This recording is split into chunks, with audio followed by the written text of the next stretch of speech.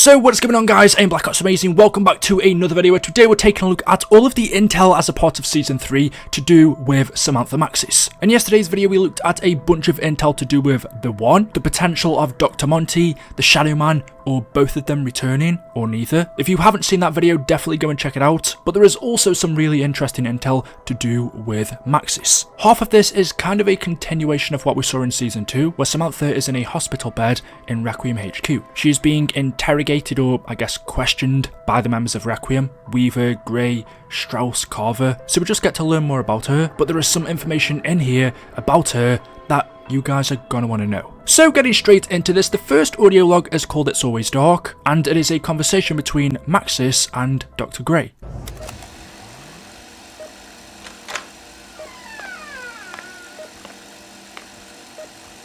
Hello, Elizabeth. How did you know it was me? I don't know what Strauss and Carver get up to in their personal lives, but as far as I know, you're the only one who wears heels. How you doing, Sam? Have any more memories come back? About my time in the dark, sir. Only what you already know. It's mostly a blur. Scavenging supplies by day, fighting for my life by night. Not that it matters. It's always dark over there. I am sorry, I really am. Have I said that before? If I didn't, I really meant to. If you're here to ask me if I was the one who made all this happen, the answer is no. I didn't make the outbreak zones. But it almost sounded like you had some control over the creatures at Outpost 25. I may have helped open the door, but that doesn't mean I was in control. How can you be sure if you don't really remember? I'm no stranger to memory loss. My childhood is almost a complete blank. But that doesn't mean I don't know who I am and what I've done. You really don't remember anything prior to the orphanage? Who looked after you? Before? After? Be careful, Lizzie. You shouldn't expect anyone to look after you. Only you can do that. I'm gonna go now, if that's okay. Of course.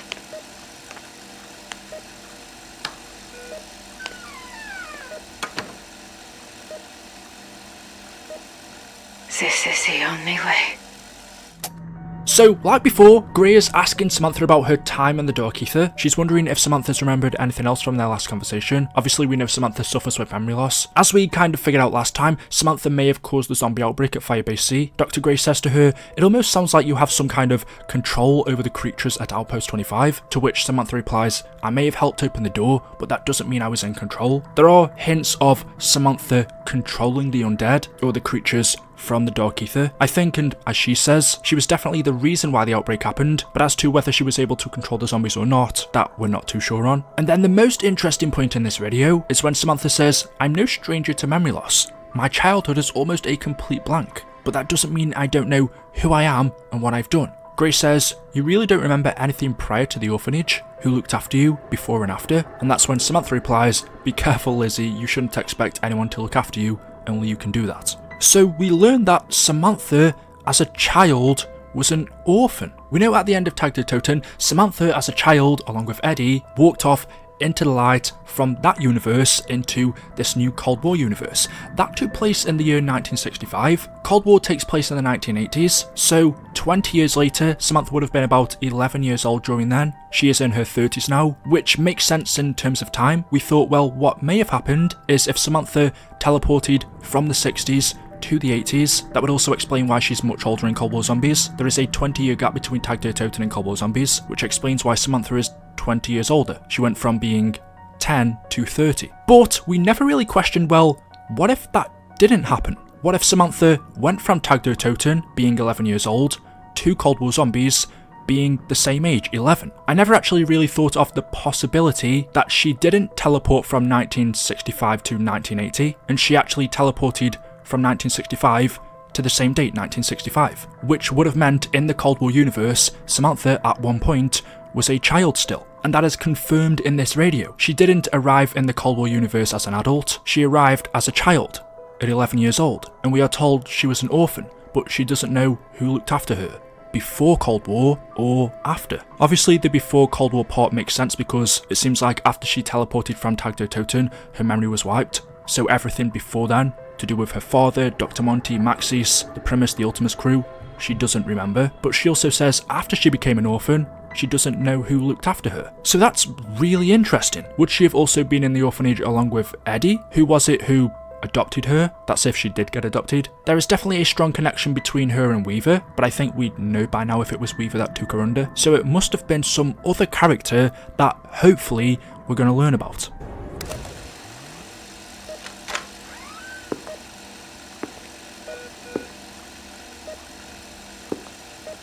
Hello, Sam. Hello, Weaver. I was hoping we could talk about yesterday. What happened yesterday? You don't remember? It's hard to keep things straight in my mind. Especially with the cocktail of drugs you're giving me. Every day. It's for your own good, Sam. We just want to help. Your outbursts are a cause for concern. You must understand that.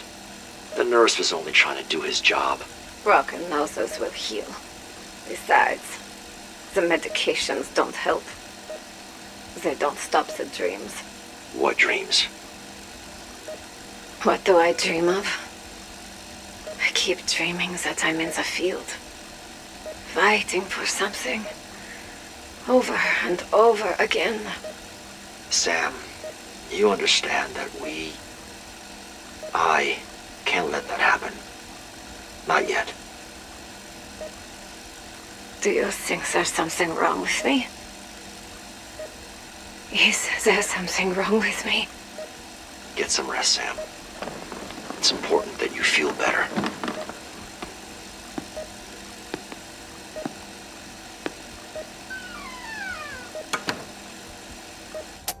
So in this next radio, which is between Weaver and Maxis, Weaver is just asking her if she's okay. He wants to talk about what happened yesterday. Samantha, of course, doesn't really remember, but she broke one of the nurse's noses. Pretty much she's just saying she doesn't want to be tied up in a hospital bed.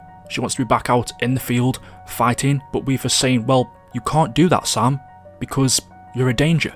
Requiem already figure that she caused the outbreak at Outpost 25. They know there is something wrong with Samantha. When she gets angry, things begin to happen. And whilst we haven't exactly seen that, well, if we just go back and take a look at the old timeline, for example, in the Alpha Omega trailer, when Samantha, as a child, got angry, she was able to do unspeakable things. She took down a massive apothecon. So Samantha, as a child, we knew had powers. We weren't sure if they transferred over from the old universe to Cold War. Maybe when she travelled here, like her memory, they got wiped. But from what we're being told, how strange things happen to Sam when she gets mad, she very well could still have those same powers. As a child, at one time, she was able to control the undead. Well, what if she can still do that? This time without the need of the MPD pyramid.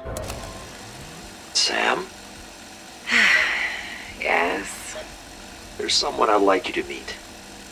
Someone I think might help you feel better. I am in a white, sterile room, Weaver. I'm not sure who or what you think is going to make me feel better. I've already met Gray, Strauss, and Carver. Who's next? I thought you might appreciate making a new friend.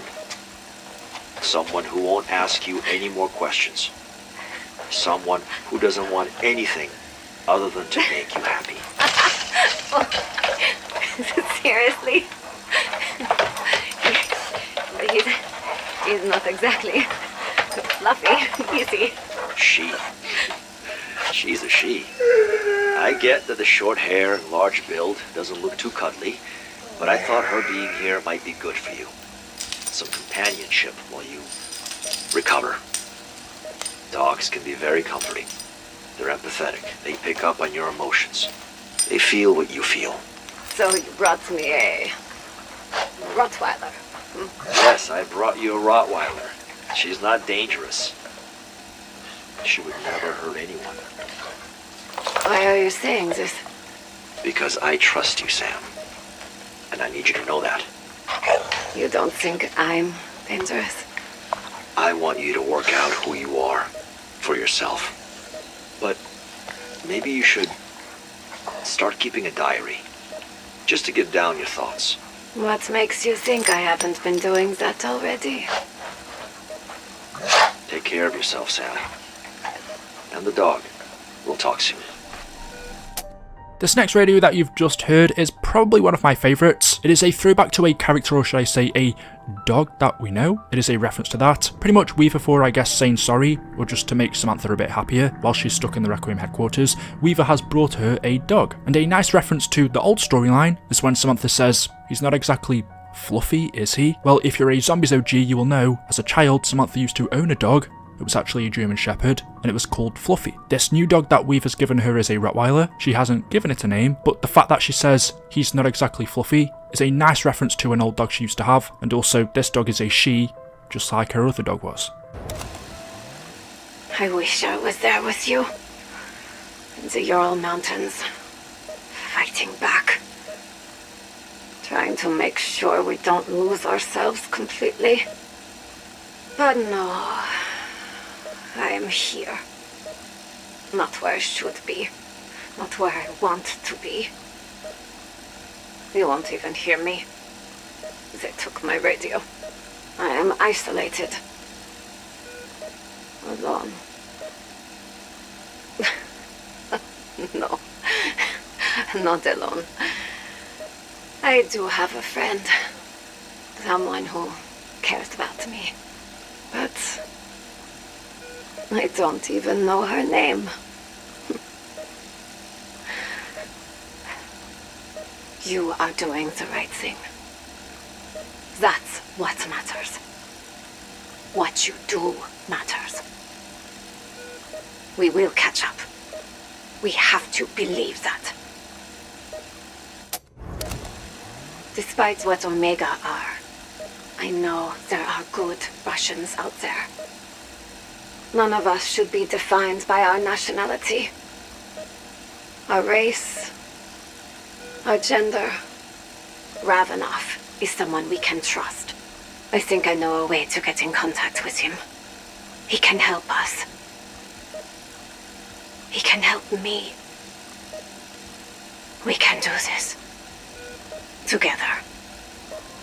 And then these final two radios you've just heard are of Samantha talking to herself. She's just saying how she wishes she was back fighting, how she feels isolated, alone, but she does have a friend now, and that's her new dog. And the final pieces of Maxis intel as a part of Season 3, we get to see the new items of clothing she is wearing after she was rescued from the Doorkeeper in Firebase C. We get a better look at her katana. The description reads, a grim souvenir of Sam's time spent trapped in the Doorkeeper. Very well used. There is also her scarf, a useful accessory to keep from whiffing plaguehound gas. We then have the goggles, worn by Maxis while trapped in the Dark Ether, a useful accessory for keeping Ethereum particles out of the eyes. And finally is her watch, which was used for keeping time in the Dark Ether. So there we go, all of the intel for Maxis as a part of Season 3. Things are definitely starting to heat up now. We get a pretty big revelation where actually she didn't teleport from 1965 to the 1980s. She actually arrived in the Colville universe at the same age in 1965, and she was an orphan. Whether she was in the orphanage with Eddie, we don't know, and who took care of her, that's a big mystery. Things are starting to get juicy, so there we go. As always, let me know what you guys think in the comment section below. Be sure to drop a like rating if you've enjoyed, make sure you are subscribed, and I will see you guys in the next video. Until then, goodbye.